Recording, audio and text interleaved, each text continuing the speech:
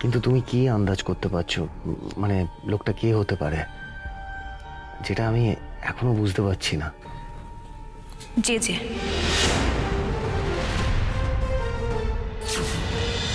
আমার উপর অ্যাটাকটা পুরোপুরি প্ল্যান ছিল, কিন্তু সেটা কে সেটা আমি বুঝতে পারছি না। হয়তো যে যেই বাইরে থেকে সবটা করেছে, মানে যে যে হয়তো সুজয়কে টাকা দিয়ে বা কোনো লোক ফিট করে, মানে হতেই তো পারে, তাই না?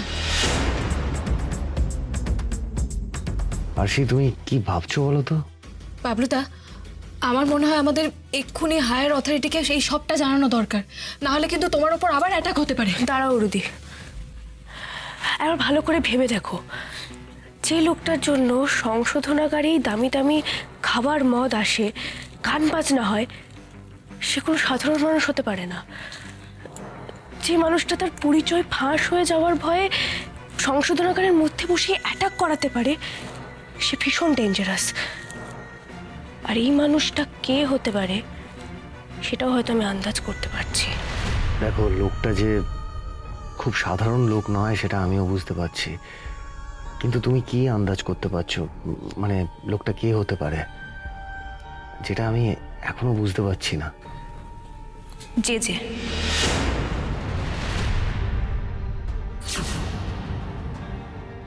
তার মানে আরশি, তুমি বলতে চাইছো যে যে এই সংশোধনাগারেই আছে, কিন্তু কিভাবে? কিন্তু সেটা কি করে পসিবল আরশি? বলছি, দেখো, আমরা যে যে সব জায়গায় খুঁজেছি, সম্ভাব্য যে যে জায়গাগুলোতে যে যে থাকতে পারে সেই জায়গাগুলোতে অর্পিতা ম্যামও খুঁজেছেন, কিন্তু পাননি। প্রথমে আমরা ভেবেছিলাম যে যে যে ছদ্মবেশে শহর ছেড়ে চলে গেছে, কিন্তু তোমার এই কথাগুলো শুনে মনে হচ্ছে যে যে এই সংশোধনাগারেই আছে। আর যার জন্য এই নাচ গান খাওয়া দাওয়া চলছে সেটাই যে যে। কারণ যে যে ভেবেছিল আমরা ওকে সব জায়গায় খুঁজতে পারি, সংশোধনাগার ছাড়া। ও ভাবতে পারেনি যে আমরা ওকে সংশোধনাগারে খুঁজবো, তাই সংশোধনাগারই ওর জন্য সবচেয়ে নিরাপদ জায়গা হয়ে দাঁড়িয়েছে। রাইট আরশি, তুমি একদম ঠিক বলেছ। আর যে যে যদি সত্যি এখানে থেকে থাকে তাহলে ওকে আমি ঠিক খুঁজে বের করব। দেখি চরুদি, আমি তোমাকে বলেছিলাম না, সাক্ষর অ্যারেস্ট হওয়া, গড়াতে যাওয়া সবটাই বজরংবলীর ইঙ্গিত। বজরংবলী আমাদের খারাপ করতে পারেন না গো, কিছুতেই না। বলেছিলে তুমি আরশি। সাক্ষ্য, এবার যেভাবেই হোক তোমায় জেজেকে খুঁজে বের করতেই হবে। কিন্তু সংশোধনাগারে তুমি জেজেকে কিভাবে খুঁজবে বাবলুদা? সেটা তুই আমার উপর ছেড়ে দে। কাল সংশোধনাগারে একটা কালচারাল প্রোগ্রাম অ্যারেঞ্জ করা হয়েছে, আর সেই উপলক্ষে পুরো জেলটা সাজানো হচ্ছে। সমস্ত কয়েদিদের কিছু না কিছু দায়িত্ব দেওয়া হচ্ছে, আর আমি সেই সুযোগে জেজেকে খুঁজে বের করব।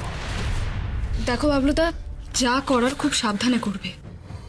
যে যে যদি জানতে পারে যে তুমি ওকে খোঁজার চেষ্টা করছো, তাহলে কিন্তু ও তোমার ওপর আবার অ্যাটাক করবে। খুব সাবধানে বাবলুদা। হ্যাঁ সাক্ষ্য, আমারও কিন্তু এই ভয়টা হচ্ছে। তুমি চিন্তা করো না হাসি, স্বয়ং বজরংবলী আমার সঙ্গে রয়েছেন, আমাদের সঙ্গে রয়েছেন। উনি যেমন কাল ঠিক সময়ে তোমাকে পাঠিয়ে আমাকে রক্ষা করেছেন, এবারেও তাই হবে।